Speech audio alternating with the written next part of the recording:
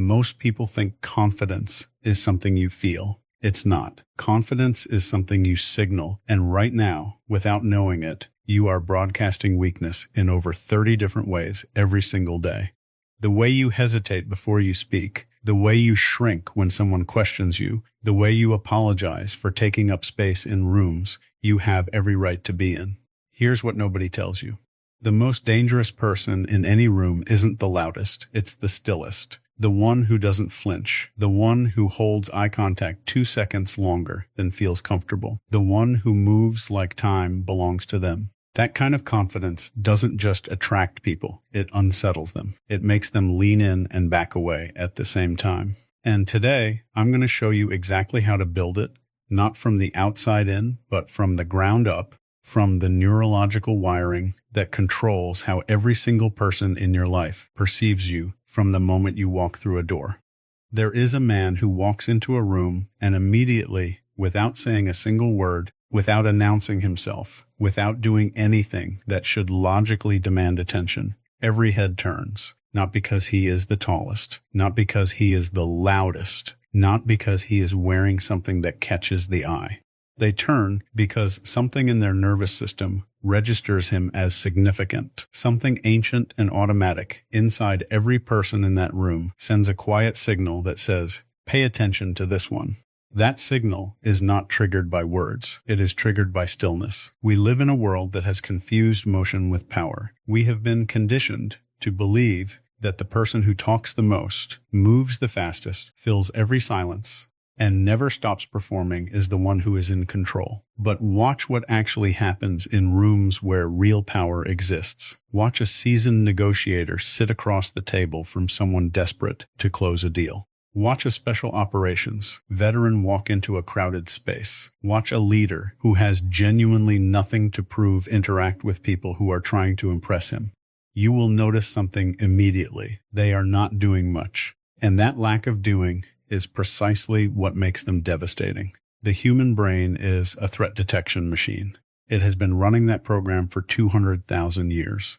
And one of the core things it looks for when it is scanning a room, scanning a face, scanning a body, is unnecessary movement. Because in nature, unnecessary movement is a signal of anxiety. It is a signal of fear. The animal that cannot hold still is the animal that is afraid. And the animal that is afraid is not the one in control. Your nervous system knows this. Everyone else's nervous system knows this. And it is reading you constantly in every room you enter, before you open your mouth, before you shake a hand, before you introduce yourself to a single person. Think about what you do when you are nervous. Really think about it. You touch your face. You shift your weight from one foot to the other. You nod excessively when someone is speaking to make sure they know you are listening. You fill silences with sounds, because silence feels dangerous to you. You laugh a half second too early. You over-explain. You gesture with your hands more than the moment calls for. Every single one of those behaviors is a broadcast, a live transmission going out to every person around you that says, "I am not comfortable. I am not certain. I am not the apex of this interaction." And people receive that transmission, whether they are conscious of it or not. Now, understand what stillness actually communicates at that same neurological level.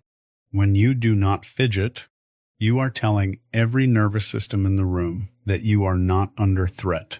When you pause before you speak, instead of rushing to fill the air, you are communicating that your words are deliberate, that you are someone who chooses what comes out of their mouth, rather than someone who is desperate to be understood. When you hold your position physically, when you do not lean in to make someone like you, when you do not laugh to release the tension, when you simply remain, you become the reference point in the room. Every other person begins to unconsciously orient towards you, the way a compass needle finds north. This is not about being cold. It is not about being robotic or detached, or performing some hollow version of dominance that falls apart the second it is tested. The stillness that actually works, the kind that makes people feel it in their chest when you walk in, comes from something internal. It comes from a nervous system that has been trained to stay regulated under pressure. It comes from a person who has been in enough difficult moments, who has sat with enough discomfort, who has resisted the urge to escape often enough that stillness has become their natural state rather than something they are forcing. You cannot fake this at a deep level for very long. People feel the difference between someone performing calm and someone who actually is calm. One makes you look trained, the other makes you look. There is a difference between a person who is confident and a person who is playing confident, and the gap between those two things is wider than most people ever realize. You have felt it before, even if you never had the language for it. You have been in a conversation with someone who was saying all the right things, holding eye contact, smiling at the right moments, using the right tone, and something in you still did not buy it. Something underneath the surface of your awareness was quietly sending you a signal that said, this is not real. That signal was not wrong. What you were detecting was performance. And performance, no matter how polished, no matter how practiced, never lands the same way as actual presence. The reason for this goes deeper than psychology. It goes into biology. The human nervous system has a detection mechanism that researchers sometimes call neuroception, a word coined by neuroscientist Stephen Porges to describe the way your body scans the environment for safety and threat completely beneath the level of conscious thought. You are not deciding to evaluate people. You are not running a checklist. Your nervous system is doing it automatically, constantly, and it is extraordinarily good at detecting incongruence. When what someone projects on the outside does not match what their body is actually doing on a physiological level, microtensions in the face, subtle asymmetries in movement, the almost imperceptible timing of their reactions, your nervous system catches it. It might not send the information to your conscious mind as a clear thought, but it sends it as a feeling, a vague discomfort, a sense that something is slightly off. And that feeling quietly erodes every impression the person is trying to build. This is the trap that most people fall into. When they decide they want to become more confident, they go looking for techniques. They study body language. They practice their handshake. They memorize opening lines. They work on their vocal tonality, and all of those things have their place. But when they are layered on top of an internal state that has not changed, they become costume. They become a very elaborate, very exhausting performance that requires constant maintenance and still does not produce the effect they are chasing. Because what they are trying to do is control the output without changing the source. And the source is always what people feel. Real presence is not something you project. It is something you stop blocking. Every human being has a natural gravitational pull when they are fully in their own body, fully committed to the moment they are in, fully unattached to how they are being perceived.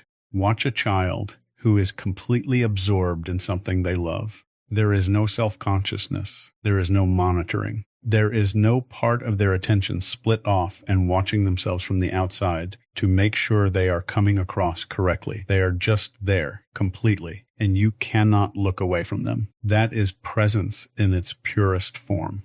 And somewhere between childhood and adulthood, most people lose it entirely. Not because it was taken from them, but because they were taught that how others see them matters more than what they actually are. The moment you are more focused on managing your image than on engaging with reality, you have left the room. Your body is there. Your mouth is moving. But the essential thing that makes another person feel met by you, that quality of genuine contact, is gone. And people feel its absence immediately, even when they cannot name it. They walk away from the interaction feeling vaguely unsatisfied, like they spoke to a surface instead of a person, like something was being carefully controlled rather than openly shared. Presence comes back when you stop performing and start inhabiting, when you let your actual reactions land on your face instead of filtering them, when you allow a real thought to arrive before you speak, instead of reaching for the rehearsed version, when you care more about what is actually happening in front of you than about what the other person is concluding about you. The confidence that makes people stop and recalibrate, the kind that does not ask for permission and does not shrink under scrutiny, is never built from the outside. It emerges when the inside becomes somewhere. There is a moment in every interaction where power is silently negotiated. Most people never notice it happening. It lasts less than 3 seconds. It requires no words, and almost nobody is taught that it exists. But it sets the tone for everything that follows. It happens in the eyes, not in what you say with your eyes, not in some theatrical, intimidating stare you have practiced in a mirror, but in what you are willing to hold and what you instinctively break away from. That moment of contact and what you do inside of it tells the other person's nervous system everything it needs to know about where you stand relative to them.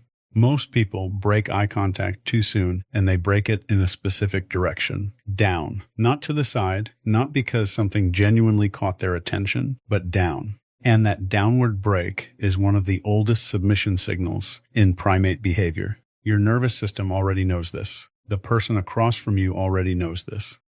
Not consciously, but in the part of them that has been reading social signals since before they had words for anything. When you drop your eyes first, you have communicated something. When you hold, you have communicated something entirely different. And the difference in how people treat you, respond to you, and think about you after the interaction is not small. Understand what is actually happening neurologically when two people make eye contact. Both nervous systems are live. Both are scanning. There is a reason sustained eye contact produces discomfort. It is activating. It raises physiological arousal in both people simultaneously. For the person who is not grounded, who is running low-level anxiety as their baseline state, that activation feels like threat, and they escape it. They look away. They smile to discharge the tension. They say something to fill the space, because the silence combined with the contact has become unbearable. But for the person whose nervous system is regulated, the person who has done the internal work to stay present under pressure, that same activation feels like aliveness. They do not need to escape it. And that difference, that willingness to remain inside the discomfort without flinching, without performing, without reaching for relief, that is what the other person feels landing on them like weight. Silence operates the same way. Most people treat silence like a problem that needs to be solved immediately. The moment a pause opens up in conversation, they rush to fill it with filler words, with unnecessary laughter, with a question they did not actually want to ask because silence feels exposing to them. It feels like the other person is evaluating them inside of it. And the evaluation might not go well, and that possibility is too threatening to sit with. So they talk, they keep talking, and every word they add to escape the silence is another signal that they are not in control of themselves. The person who can allow silence, who can ask a question and then simply wait, who can make a point and not immediately soften it with more words, who can sit inside the pause without visibly suffering, that person becomes the one the room unconsciously organizes itself around. The pausing before you speak deserves its own examination because most people have never been taught that the gap between stimulus and response is where your power lives. When someone says something to you, challenges you, questions you, tries to destabilize you, your instinct is to respond immediately. Speed feels like competence, but speed is often just anxiety wearing a confident mask. The person who pauses, who takes the full breath, who lets the question sit for a moment before answering it, that person is communicating something that no amount of fast talking ever could. They are communicating that they are not afraid of the moment, that they do not need to defend themselves in real time, that they have enough internal resources to slow. There is a mechanism running inside most people that they are completely unaware of, and it is quietly destroying their confidence every single day. It does not announce itself. It does not feel like weakness in the moment. In fact, it often feels like the socially intelligent thing to do, the considerate thing, the mature thing, the thing that keeps relationships smooth and interactions comfortable. It is the constant automatic checking of other people's faces to see if you are still okay. It is the split-second scan you run after you say something to see if it landed well. It is the slight adjustment you make to your opinion when you feel the room shifting against you. It is the approval loop. And once you understand what it is doing to you at a neurological and behavioral level, you will never be able to unsee it in yourself or in anyone around you. The approval loop begins early. It begins the first time a child realizes that certain behaviors produce warmth from the people they depend on and other behaviors produce withdrawal. That is not trauma. That is just development. But for most people, the wiring that was installed in childhood never gets updated. They carry it into adulthood, into professional environments, into relationships, into every room they enter. And what was once a survival mechanism, read the caregiver's face, adjust accordingly, maintain the connection, becomes a prison.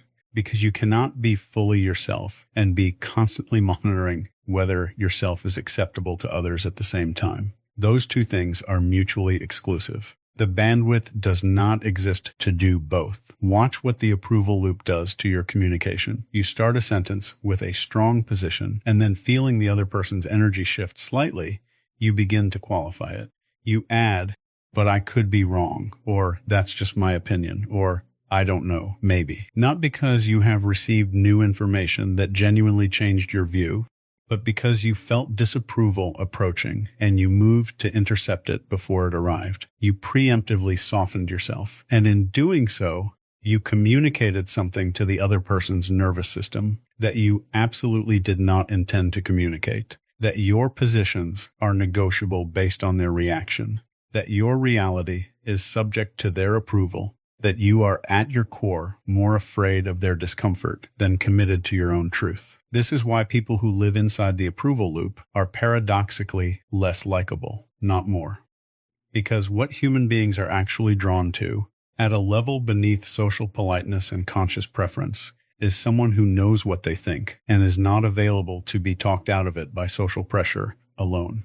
Not someone who is rigid or arrogant or closed to genuine persuasion, but someone whose internal compass does not spin wildly every time another person raises an eyebrow. That steadiness, that sense that this person's identity does not depend on your validation of it, is magnetic. It makes people trust you. It makes people want your opinion because they know your opinion is actually yours and not just a reflection of what they already believe. Killing the approval loop does not mean becoming indifferent to people. It does not mean bulldozing through social situations with no awareness of how you are affecting others. Emotional intelligence and approval seeking are not the same thing, and confusing them is one of the most common mistakes people make when they try to understand their own behavior. Emotional intelligence means you are aware of the emotional environment around you.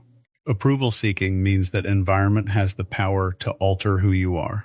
One is a skill, the other is a leash, and you will never fully step into the version of yourself that makes people stop and recalibrate, the version that carries that quiet, unshakable gravity until you locate the leash, understand exactly how long you have been. Almost every piece of advice ever written about confidence tells you to change what you do. Stand differently, speak differently, make more eye contact, take up more space.